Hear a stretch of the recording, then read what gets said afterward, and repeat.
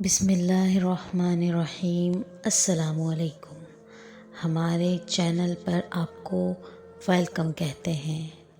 روزانہ ایک نئی سچی کہانی سننے کے لیے اس چینل کو سبسکرائب کر لیجئے، کیونکہ نئی کہانیاں صرف سبسکرائبرز کو ہی ملیں گی۔ میری شادی ہوئی تو سب ہی حیران تھے کہ میری بیوی بے پناہ خوبصورت تھی۔ غریب گھرانے سے تھی، مگر تھوڑی سی تیاری کے ساتھ غضب ڈھہا رہی تھی۔ خیر، شادی بخیر و عافیت گزر گئی۔ پھر کچھ دن تو گھومنے پھرنے اور ملنے ملانے میں لگ گئے۔ اس کے بعد زندگی معمول پر آ گئی۔ میں ایک دفتر میں متوسط طبقے کی نوکری کرتا تھا۔ صبح 7 بجے گھر سے نکلتا تو شام کو 4 بجے یا 5 بجے گھر لوٹتا۔ گھر میں بے پناہ سکون اور اطمینان قلب کی دولت تھی۔ میری والدہ ایک سلجھی ہوئی اور امن پسند خاتون ہیں۔ انہوں نے کبھی بھی کسی بات پر کسی سے بھی جھگڑا فساد کرنے کی کوشش نہ کی۔ سسرالیوں کی نظر میں سعادت مند اور شوہر کی زندگی میں باوفا عورت کا کردار ادا کیا۔ شادی کے 10 سال بعد میں پیدا ہوا اور میرے بعد پھر کوئی اولاد نہ ہوئی۔ یوں میں اپنی والدہ کی اکلوتی اولاد تھا۔ میری BA کرتی ہی ماں باپ کی دعاؤں سے اچھی نوکری لگ گئی۔ والد صاحب کا اس کے بعد چند ماہ میں ہی انتقال ہو گیا۔ یوں ہم گھر میں کل 2 ہی افراد تھے۔ میرا نام ظفر احمد ہے۔ میری شادی کو پورا 1.5 سال ہونے والا ہے۔ میری بیوی نمرہ بہت اچھی اور سلیقہ شعار عورت ہے۔ ہم چھوٹے سے گھر میں میری ماں کے ساتھ اچھی زندگی بسر کر رہے تھے۔ میری بیوی جب بیاہ کر میرے گھر آئی تو اس کے پاس ایک خوبصورت قالین تھا۔ وہ اس قالین کو بہت سنبھال کر رکھتی اور کسی کو کھلنے نہ دیتی۔ شادی کے چند دن بعد سے ہی اس نے کمرے کے کونے میں قالین بچھا کر سونا شروع کر دیا تھا۔ مجھے حیرانی ہوتی کہ وہ ایسا کیوں کرتی ہے۔ میں نے اس سے کہا کہ وہ بستر پر کیوں نہیں سوتی تو وہ بولی کہ مجھے بچپن سے ہی ایسے قالین پر سونے کی عادت ہے۔ یہ قالین میرے لیے بہت خاص ہے، مجھے اس سے دور نہ کریں۔ اس کی باتوں کے انداز سے مجھے بہت عجیب لگا، پر میں نے اسے اس کے حال پر چھوڑ دیا۔ اس کا روز کا معمول تھا کہ وہ رات کو فراغت پاتے ہی اپنی قالین بچھاتی اور سو جاتی۔ مجھے حیرانی ہوتی اس کی حرکتوں پر، لیکن ایک بات جو اس کی مجھے سب سے زیادہ پریشان کرتی تھی وہ تھی اس کے پاس موجود دوپٹہ۔ وہ اس دوپٹے کو صرف سوتے ہوئے استعمال کرتی اور صبح اٹھنے سے پہلے ہی الماری میں رکھ کر تالا لگا دیتی۔ وہ گہرے سبز رنگ کا دوپٹہ کچھ عجیب سا تھا۔ اس دوپٹے میں جگہ جگہ سوراخ ہو رہے تھے، لیکن پھر بھی نمرہ ہر رات سونے سے پہلے اسے اوڑھ کر سوتی اور صبح اتار کے رکھ دیتی اور اسے دھوتی بھی نہ تھی۔ اس کی ان حرکتوں سے میں سخت پریشان تھا کہ آخر یہ سب کیا ماجرا ہے، وہ کیوں ایسا کرتی ہے۔ میری اماں کا وہ بہت خیال رکھتی تھی، میرا بھی خوب خیال رکھتی، لیکن میں جو اپنی آنکھوں سے دیکھتا رہتا تھا اس سے کیسے نظر انداز کر دیتا۔ نمرہ مہینوں اپنے میکے نہ جاتی اور جیسے ہی اسے میں میکے جانے کا کہتا تو وہ ایک دم خوف زدہ سی ہو جاتی۔ مجھے حیرت ہوتی اس کی حالت پر، لیکن خود کو کچھ بھی کہنے سے باز رکھتا۔ اس کی یہی حرکتیں مجھے پریشان کیے رکھتی۔ وہ سردی گرمی اسی قالین پر وہی دوپٹہ پہن کر سوتی اور صبح حسب معمول اپنے کام میں مشغول ہو جاتی۔ اس کی انہی تعجب بھری حرکات نے اسے میری نظر میں مشکوک کر دیا تھا۔ آخر ایسی بھی کیا لگن اس قالین سے کہ اسے ہاتھ بھی نہیں لگانے دیتی۔ میں اپنے اصولوں کا بہت سخت پابند تھا۔ وہ میرے معاملے میں بھی کوتاہی نہ کرتی، بلکہ ہمیشہ مجھے میرے تمام کام جیسے کہ تیسے ملتے۔ کہنے کو تو وہ بہترین ہمسفر ثابت ہوئی تھی، لیکن اس کی ان عجیب و غریب حرکتوں نے مجھے سوچنے پر مجبور کر دیا تھا۔ مجھے آج بھی وہ دن یاد ہے جب نمرہ دلہن بن کر اس گھر میں آئی تھی۔ ہم سب بے حد خوش تھے۔ اماں تو صدقے واری جا رہی تھی کہ ان کو اتنی پیاری بہو ملی ہے۔ اماں نے مجھے بہت پیار سے سمجھایا کہ یہ میری بہت پیاری بہو ہے۔ اماں نے مجھ سے کہا کہ اس کو بہت پیار سے رکھنا، اسے کبھی کوئی دکھ نہ دینا۔ میں بھی اماں کی ان بات پر حکم بجا لایا۔ شادی کے پہلے روز سے ہی میں نے اس کی ہر چھوٹی بڑی ضرورت کا خاص خیال رکھا، لیکن اس کے باوجود اس کے اندر ایک عجیب سا خوف مجھے دکھائی دیتا۔ لیکن میں یہ سمجھنے سے قاصر تھا کہ اس خوف کے پیچھے آخر وجہ کیا ہے، کیونکہ وہ سب سے اتنا ڈری سہمی رہتی ہے۔ میرا دماغ مختلف سوچوں میں گھرا ہوا تھا۔ مجھے اس کے ساتھ رہتے 17 سال سے اوپر ہو گیا تھا، لیکن آج تک میں اس معاملے کو نہ سلجھا پایا۔ جتنا میں کوشش کرتا اتنا ہی چیزیں الجھ کر رہ جاتی۔ میں نے ایک رات نمرا کو ہاتھ سے پکڑ کر اپنے پاس بٹھایا اور اس سے کہا کہ تم مجھے بتاؤ کہ تم اپنی اماں سے کیوں نہیں ملتی۔ ان کا مجھے کل بھی فون آیا تھا، وہ تم سے ملنے کے لیے بہت بے چین ہے۔ نمرا، آخر وہ تمہاری ماں ہے۔ نمرا میری بات پر ایک پل کو تھم سی گئی اور اس کی رنگت زرد پڑ گئی تھی۔ میری نظر اس کی کپکپاتی انگلیوں پر پڑی جیسے وہ بہت ضبط سے میرے سامنے بیٹھی ہو۔ اس کے چہرے پر خوف کے آثار کوئی بھی دیکھ سکتا تھا۔ مجھے تعجب ہوا اسے دیکھ کر کہ آخر ایسی کیا وجہ تھی اس سب کے پیچھے کہ وہ اس طرح کا رد عمل دیتی تھی۔ مجھے یہ سب ہر حال میں جاننا تھا۔ یہ ہماری شادی کے دوسرے مہینے کی بات ہے، جب میرا ایک دوست ہمارے گھر اپنی بیوی کے ساتھ نمرا سے ملنے آیا۔ وہ میرا کافی پرانا دوست تھا۔ کچھ کاروباری مصروفیات کی وجہ سے شادی میں نہ آ سکا تو اس لیے اب مجھ سے ملنے چلا آیا۔ میں نے گھر میں اس کی دعوت کا اہتمام کرایا اور خود ان کے ساتھ باتوں میں لگ گیا۔ نمرا بھی تک اپنے کمرے میں تھی۔ میں جیسے ہی کمرے میں داخل ہوا تو میرا دل دھک سے رہ گیا۔ وہ اپنے قالین کو دیکھ رہی تھی جو شاید تھوڑی سی کھلی رہ گئی تھی۔ اس کو لگا کہ کسی نے شاید اس قالین کو غلطی سے کھولنے کی کوشش کر لی تھی۔ نمرا کی اڑی رنگت، چہرے پر چھائے عجیب تاثر نے مجھے چونکا دیا تھا۔ میں نمرا کے پاس آیا۔ میرا رخ اس کی طرف تھا جو بڑی دل جمی سے قالین کو دیکھ رہی تھی، جیسے اس کی زندگی میں اس سے زیادہ ضروری کام ہے ہی نہیں کوئی۔ مجھے اس کی اس بات پر پہلے ہی غصہ تھا۔ میں نے جھٹکے سے اس کے ہاتھ سے قالین کھینچ کر سائڈ پر کیا اور بولا، یہ کیا حرکت ہے؟ تم کیا کر رہی ہو؟ وہ میری بات پر بری طرح سہم کر مجھے دیکھنے لگی۔ میں نے گہرا سانس بھرا اور سر جھٹک کر باہر آ گیا۔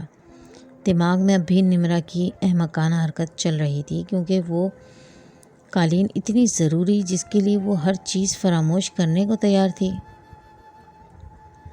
نمرا نے سب کے ساتھ مل کر کھانا کھایا اور چپ چاپ کمرے میں آ گئی۔ میں ان کو باہر تک چھوڑ کر جب کمرے میں آیا تب تک وہ اپنا قالین بچھا کر دوپٹہ سر پر اچھی طرح اوڑھے لیٹ چکی تھی۔ مجھے اب سمجھ نہیں آ رہا تھا کہ میں کیا کروں، کس طرح ان حالات سے نپٹوں۔ میرا ذہن نمرا کی حرکتوں سے معاف ہو گیا تھا۔ اگر میں اماں سے کچھ کہتا تو وہ ضرور گھر میں 100 فساد ہو جاتے۔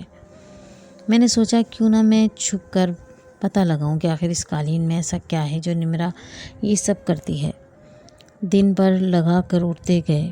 ایک دن صبح مجھے کسی ضروری کام کے لیے باہر جانا تھا۔ میں نے نمرا کو کپڑے نکالنے کا کہا اور جلدی سے تیار ہو کر چلا گیا۔ میری واپسی شام کو 7 بجے ہوئی، لیکن مجھے اس وقت نمرا پورے گھر میں کہیں نظر نہ آئی۔ مجھے پریشانی ہوئی کہ وہ تو باہر نہیں نکلتی تو اس وقت کہاں چلے گئی۔ میں نے اماں سے پوچھا تو انہوں نے بھی یہی کہا کہ گھر میں ہوگی۔ میں نمرا کو ڈھونڈتا ہوا اپنے گھر کے پیچھے بنے ویران علاقے میں آ پہنچا، جہاں ایک درخت کے نیچے مجھے نمرا نظر آ گئی، مگر وہ بے ہوش تھی۔ اس کی حالت دیکھ کر میرے پیروں تلے سے زمین نکل گئی۔ یہ سوچ کر ہی دماغ پھٹا جا رہا تھا کہ وہ وہاں کیا کر رہی تھی، وہ بھی اس وقت۔ میں جلدی سے اسے کمرے میں لایا اور فوراً ڈاکٹر کو بلوایا جو ہمارے گھر کے پاس ہی رہتی تھی۔ انہوں نے بتایا کہ خوشخبری ہے۔ ڈاکٹر کی بات پر میں تو جیسے کھل اٹھا تھا۔ اماں نے بھی نمرا کا صدقہ دیا۔ میں جتنا اپنے رب کا شکر ادا کرتا کم تھا۔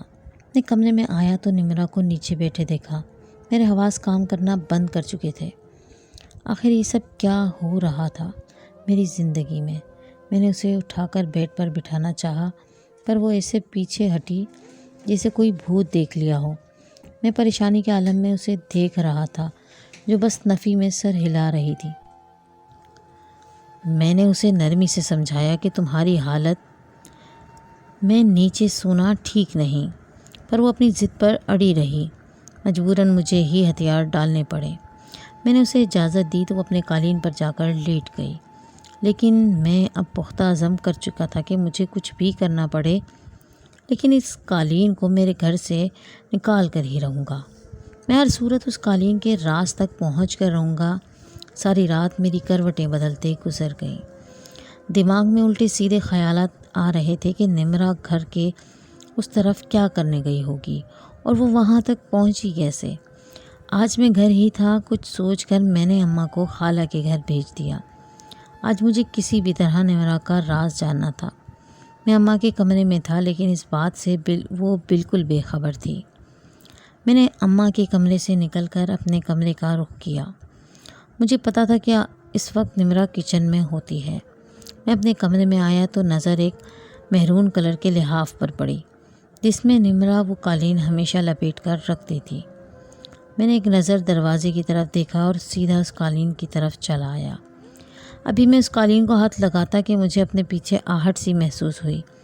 میں نے جیسے ہی پیچھے مڑ کر دیکھا تو وہاں نمرہ کھڑی شدید طیش کے عالم میں مجھے دیکھ رہی تھی۔ اس کی آنکھوں میں عجیب سا دل دہلا دینے والا تاثر تھا۔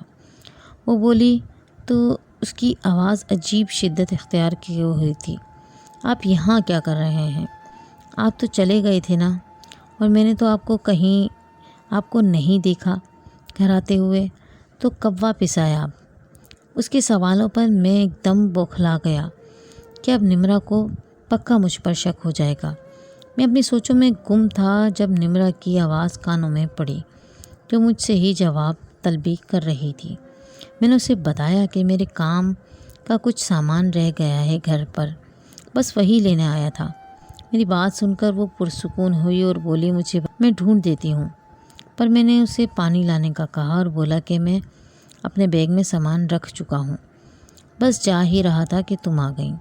میری بات سن کر وہ کچن میں پانی لینے چلے گئی۔ میں نہیں چاہتا تھا اسے مجھ پر شک ہو، ورنہ وہ پہلے سے چوکنا ہو جاتی۔ مجھے ابھی اس راز تک پہنچنا تھا جیسے وہ سب سے چھپاتی آئی تھی۔ میں نے قریبی دکان کا رخ کیا، مگر میرے ذہن میں اب بھی ساری باتیں گونج رہی تھی۔ آخر کیوں کر رہی تھی وہ ایسا، اور کس کے پیچھے کیا مقصد ہو سکتا ہے؟ یہی بات مجھے کھائی جا رہی تھی، اور اب تو وہ اکیلی نہیں تھی، بلکہ اس کے ساتھ ایک اور جان جڑ چکی تھی۔ خدا نہ کرے وہ اپنی کسی نادانی میں بچے کو نقصان پہنچا دے۔ میرے اعصاب چٹکنے لگے۔ سوچوں کے جال میں بری طرح پھنس چکا تھا۔ جب میں دکان پر بیٹھا تھا، ایک بھی اماں چلی آئیں۔ وہ کافی ضعیف تھیں۔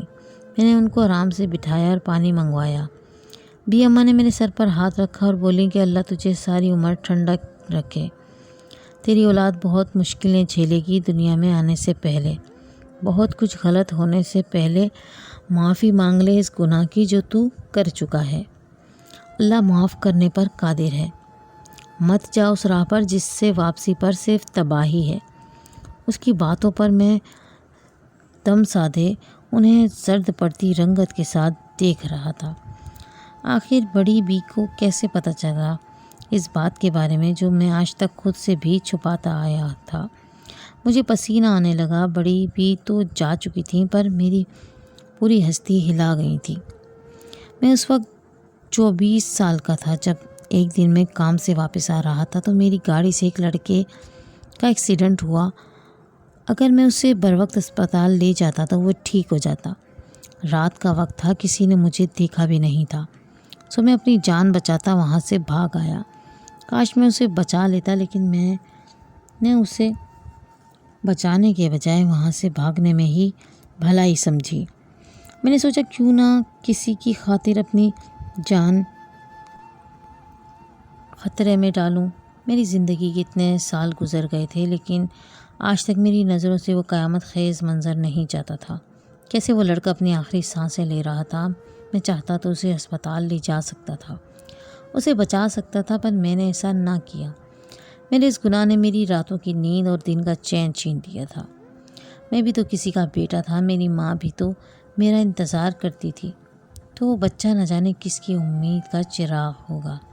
مجھے رہ رہ کر بس اپنی کمظرفی پر افسوس ہوتا۔ میری زندگی کا سب سے بڑا گناہ یہی تھا میں نے سب کچھ دیکھ کر بھی اپنی زبان نہ کھولی، اور ایک نوجوان میری وجہ سے موت کے گھاٹ اتر گیا۔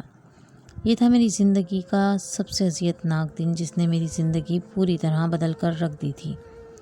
میرا ضمیر مجھے ہر روز ملامت کرتا رہتا۔ میری زندگی میں اگر کچھ تھا تو میری ماں، لیکن اپنی کم ظرفی کا کیا حال سناتا ان کو اس واقعے کے بعد میں زیادہ تر وقت اپنے کمرے میں گزارتا اور کسی سے بھی بات نہ کرتا۔ پڑھائی میں BA کے بعد چھوڑ چکا تھا۔ اب میرا کسی چیز میں دل نہ لگتا۔ میری عمر 30 سال ہو گئی تھی، لیکن میں نے خود کو خود تک محدود کر لیا تھا۔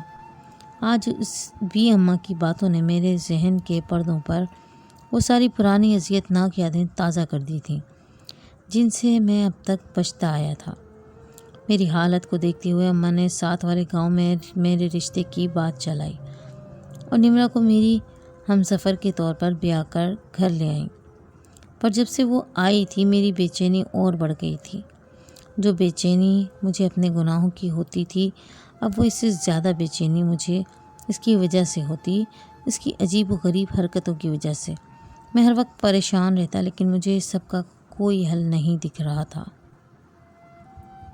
میرا دل اکتا گیا تھا۔ میں دکان سے نکلا اور مسجد میں نماز پڑھ کر گھر چلا آیا۔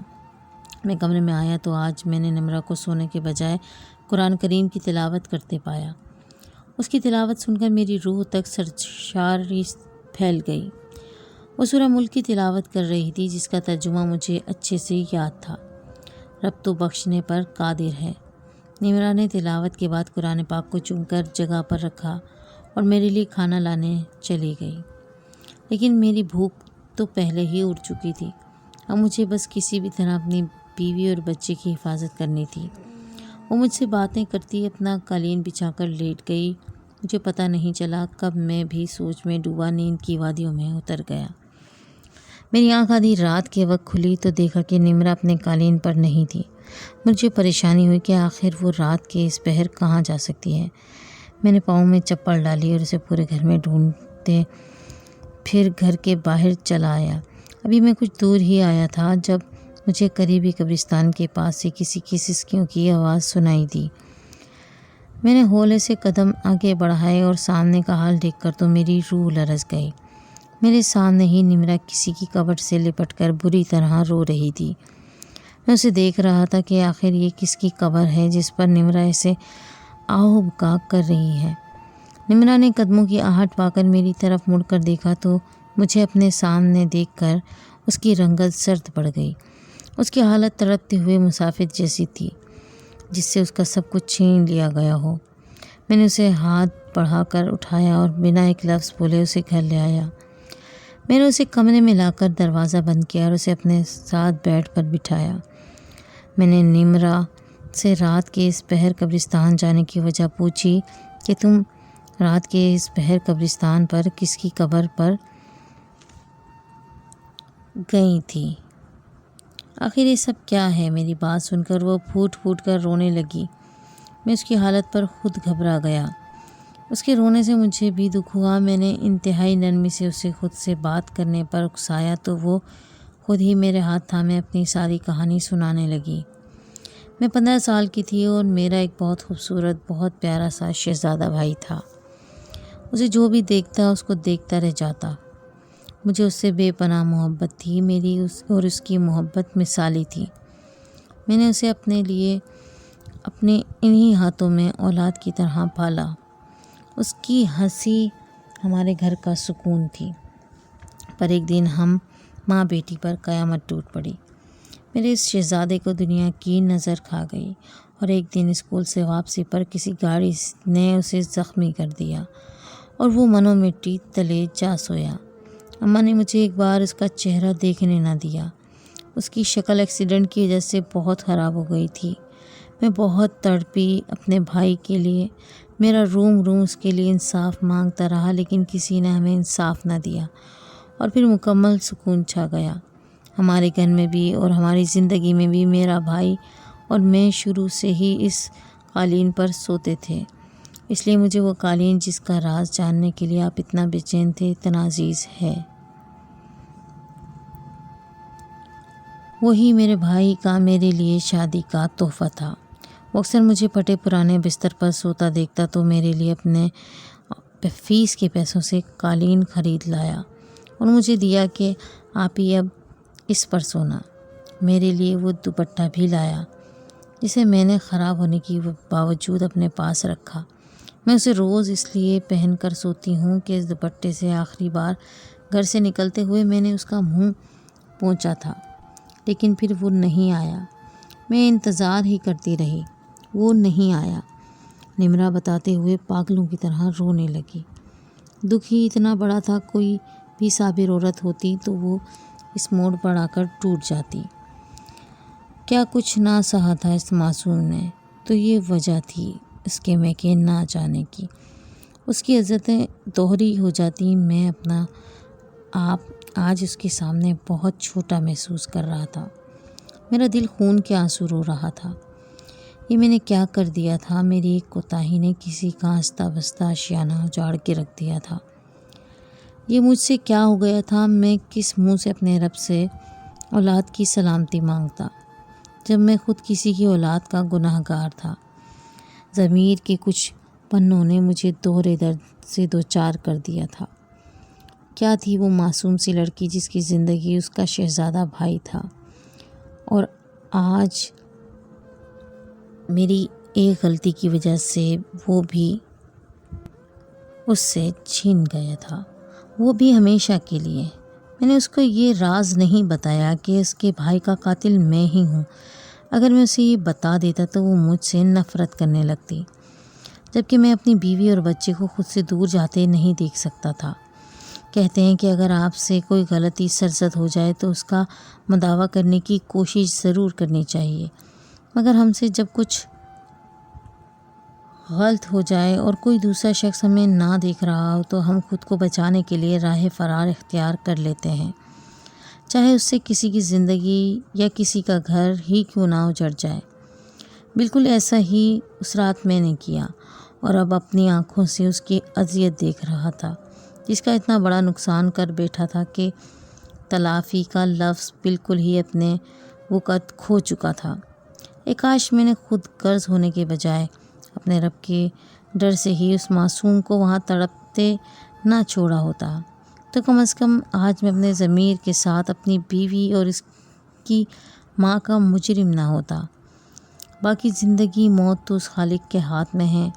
آپ سب سے بھی گزارش ہے کہ خدا را میری جیسی بے حسی کر کے کسی غریب کی کل کائنات مت اجاڑنا، بلکہ اپنی سی پوری کوشش کر گزرنا۔